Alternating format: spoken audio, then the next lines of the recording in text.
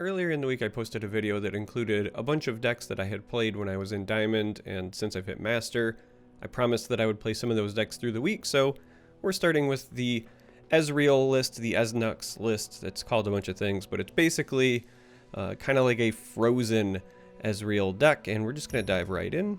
If you want an explanation of the list, then you can check out that other video. If you just want the deck code, I'll put that in the video description, but it looks like we're going to be paired up against the Mist Wraiths list that has been floating around. Bull Elnuks always go back. Harsh Winds will go. Marksman's always a tough call for me because the 1 damage is not super relevant, but being able to ensure that you've got something to play that can block fearsome units can certainly be relevant. I think we're going to try it.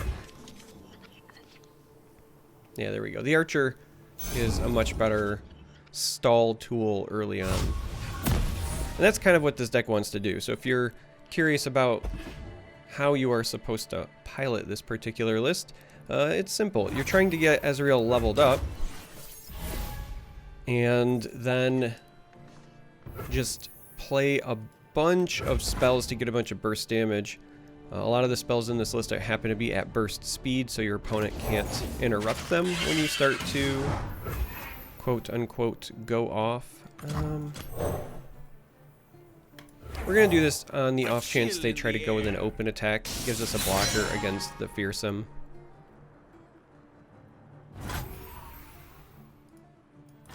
Also means that we will just be able to get this damage in here as well, because they're not going to take that block. At 1 mana, they've got no Vile Feast that they can play, anything like that, so.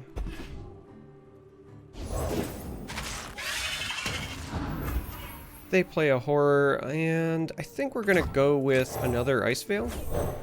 A true Freljordian welcome. And the reason we're doing that over this is because, again, the 1 damage isn't super relevant, but also if they only attack with the 1, then we can take this block. Now, they might glimpse this here, they do have the 2 mana available, but if not, this is a lot of free value. And there's the glimpse.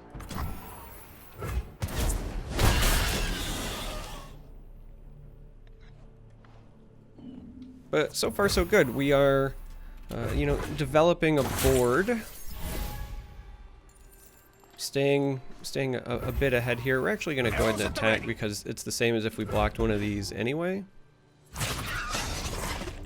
But again, we get that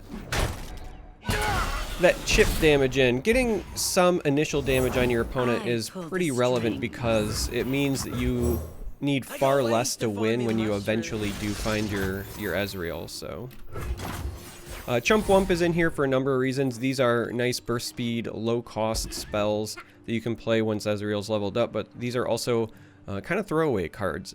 So when you play cards like Get Excited or Rummage and you need to pitch cards, that's a great way to go about it.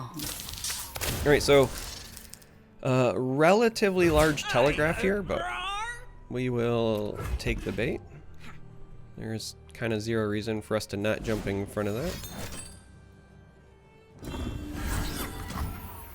And now we just have to decide, is this worth going with a Harsh Winds or not?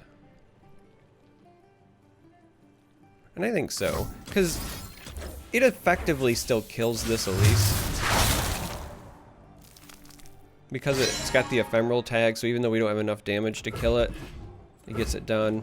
It also gets us that much closer to having Ezreal ready to go. We've got a pretty significant amount of bodies to continue blocking.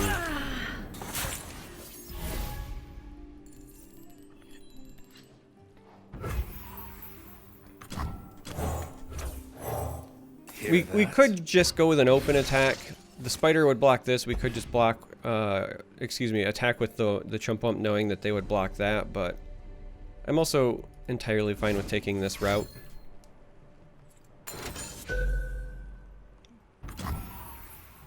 Alright, not much we can do about the glimpse. Because again, the better setup we have for attacking into our opponent, the better we will be long term. Hecarim does come down, but I'm okay with that. Just need a target. Now, the reason we're okay with that is because no matter what they block, we can nuke it. And then they lose out on the next round anyway. So we're just going to go ahead and take this beam. Just because it's a good cost-efficient beam to use here. Get Excited can target the Nexus, so saving that for later is also relevant.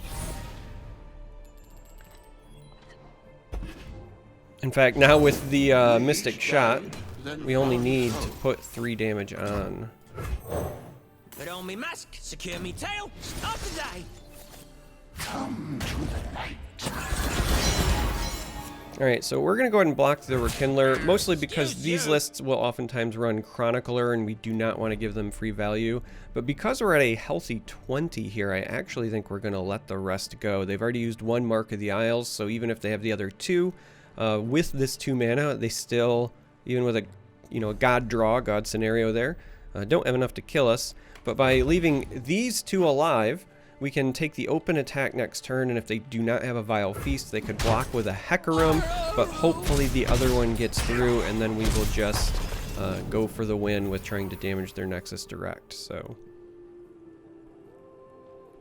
in fact, we're gonna go a step further and put another body here, just to play around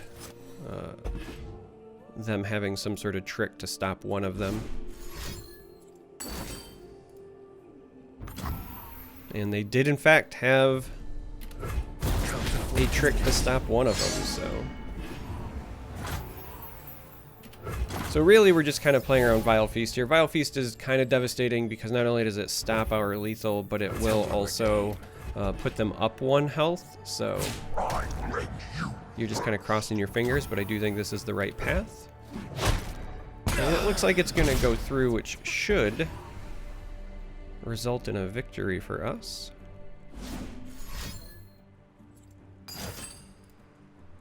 So they're going to go for the Relentless Pursuit because they want to push damage. So we're just going to go ahead and answer like so. And without Ezreal, we're going to win with the Ezreal deck, but sometimes that happens.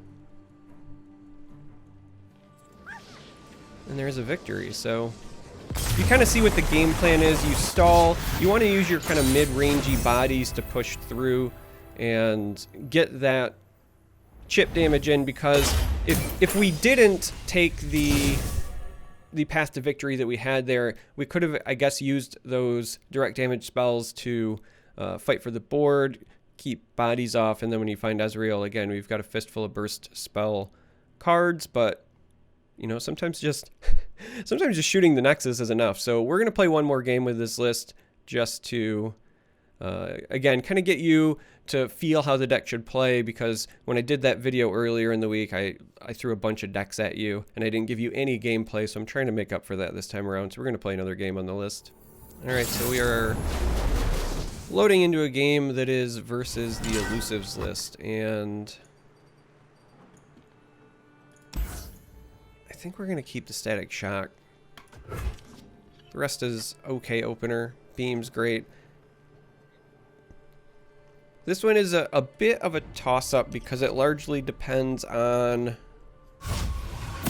the draw. If you have enough stall to make sure that you survive the initial onslaught of elusives, then you can do pretty well. The real issues arise when they get a decent amount of buffs. So if they get 1 or 2 early Omen Hawks, of course I say it, so that's what happens, then they can get their units outside of your range for killing them with direct damage. And the other real thorn in your side in this matchup, like far more than I think any other card, is really the Jeweled Protector.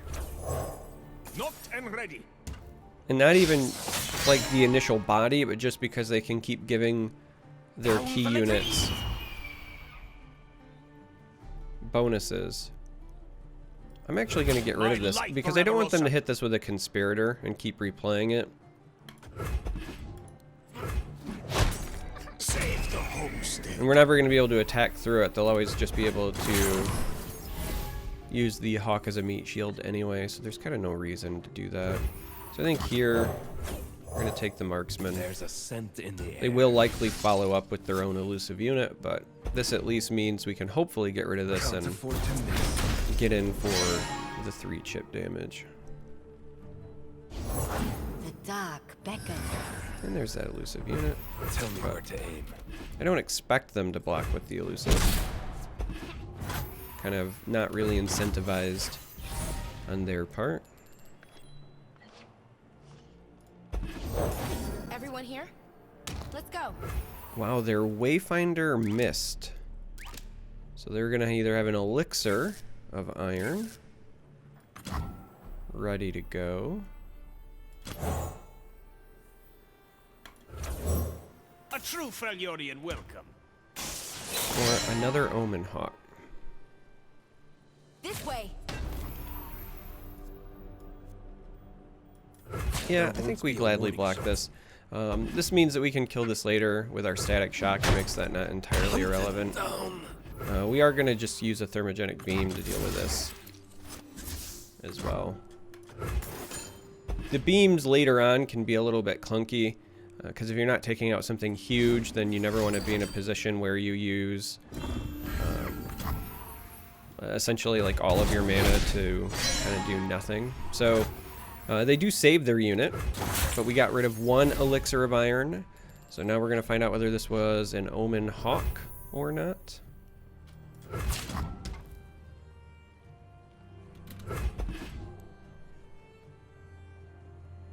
I'll take care of this. You cannot escape. It will be done. It's too late for you. It's interesting because I was going to use static shock here, but I'm totally fine with trading with the elusive. Shadow. And so instead we're just going to use it to put a damage on whatever it is they play with their follow-up here. Alright, so there's the Protector. As I said before, this is like the #1 card you don't want to see in this particular matchup.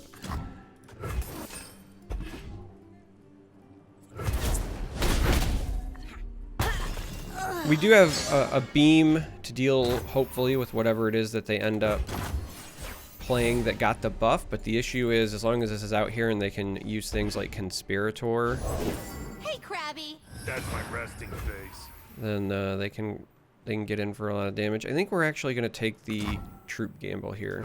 Worst case scenario, it's a blocker for this. Best case scenario, we roll big. Alright, so it was an Omen Hawk that they had got. So that means we don't have to, at the moment, play around Elixir of Iron. Full speed ahead. So we're going to take some damage here.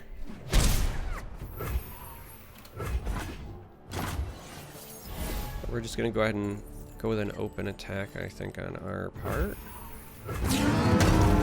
And kind of hope that they block with this Protector. We really do not want them bouncing that and replaying it. It is not our friend.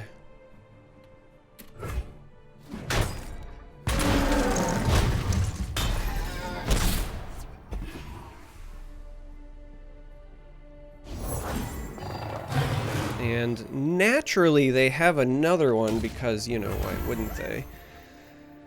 Alright, so what we are going to do... Well, we have to make a decision, don't we? So what we're going to do is we're actually going to play this marksman and ping here.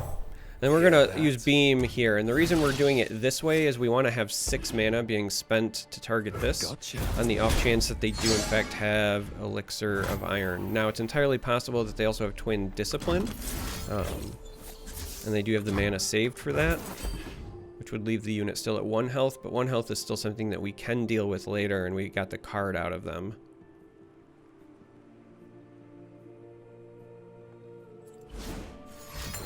And there is the Twin Discipline. And an Elixir. So they want to make sure that essentially it goes into the next round with no damage on it. Or with 3 damage on it at least. 3 health. Excuse me, not damage on it. Mentally, I'm thinking of damage that I need to do to it.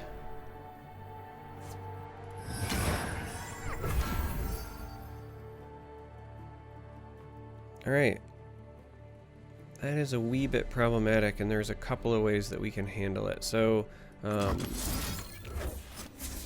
we're going to try to get a Mystic Shot on this, because at 3 health, we can then Brittle Steel it, potentially.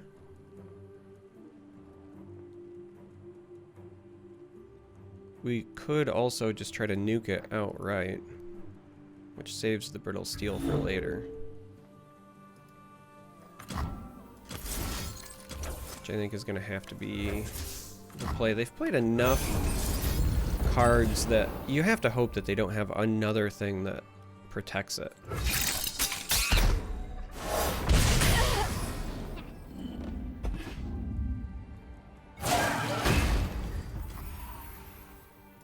Cold isn't the only danger. Alright, so we're gonna take the 8. And again, the Jeweled Protectors proving to be exactly the nightmare you expect them to be in this matchup. We're gonna carry over our 3 spell mana into our turn because Progress Day is a big part of our game plan here. One walk. Alright, so the Harsh Winds is huge. We kind of desperately wanted that. If they play another body, we can Harsh Winds those. We have the Brittle Steel for that. It's just a question of how much mana do we need to carry over. And that's a bit of a tough call, actually.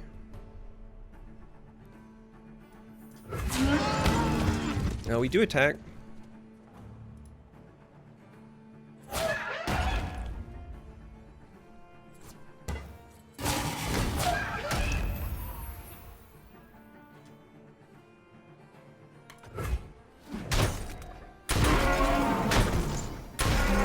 So this going down to 3 health, barring them having a second Wayfinder. Okay, they do have the second Wayfinder, but this is only going to buff this round.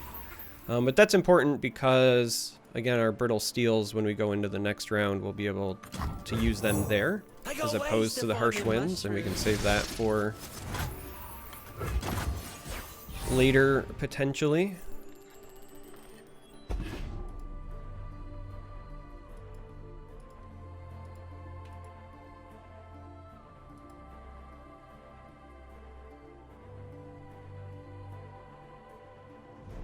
Jeweled Protector making things a wee bit difficult for us. For sure. They'll never see me coming!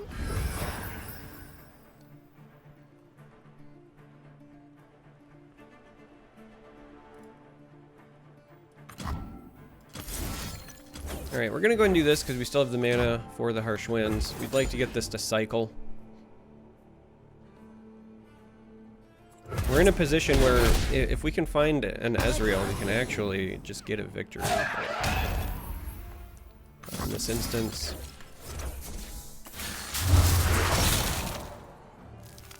we're going to take our Harsh Winds.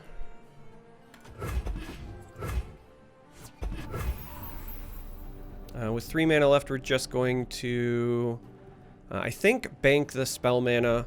Because, again, with this having 3 health, Brittle Steels are usable there. We want to be able to use this beam to take out the other one on future turns.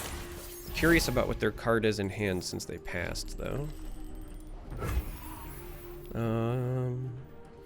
Let's take this attack first, and then we'll figure out what to do from there.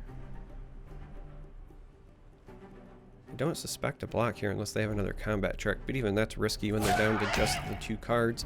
I find that really interesting.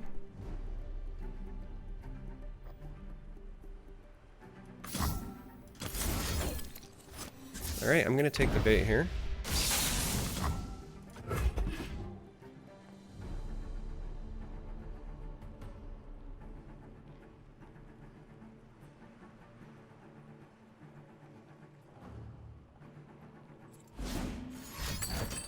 Okay, we got them to use something on the health, and we're okay with this. We're okay with this because, again, the health will still be lower. The rest of our turn here Time for a leap of is faith. going to... Okay, well, it'll still be low enough when it comes back down. But the rest of our turn is going to be a progress day, and then the leftover mana will be the beam targeting the other one. And we also found another Harsh Winds. But this is a beautiful exactly 4 damage beam here. So we won't be able to Brittle Steel that one. Oh, they're playing it on my turn. That is interesting, because that's very much so like telegraphing they're going with the open attack next turn. I mean, I guess I don't blame them. They have 7 damage on the board, so they probably suspect that they're trying to push lethal. We are going to go with a Get Excited here, which would leave us with 7 mana left. So we can also go with a Get Excited here, which leaves us with 5 mana left, which we can use for Harsh Winds if they do have something that stops this. So we're trying to just clear the units outright. We could save these for Nexus damage, but Ezreal hasn't showed up for a while, so at this point, you play to clear the board, but you also leave yourself with as much insurance as possible. And I think at this point then, because we want to set up our own open attack for next turn, we'll go ahead and use this to take out the blocker, get some damage on the Nexus, and cycle through.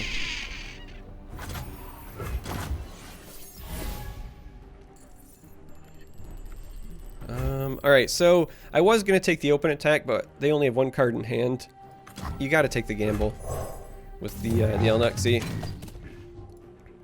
Just too much power, and we get the surrender off the Eznuks. So it's 2 games where we didn't find Ezreal, but there you have it. That's the deck. Hopefully this video helps you. Thanks for watching.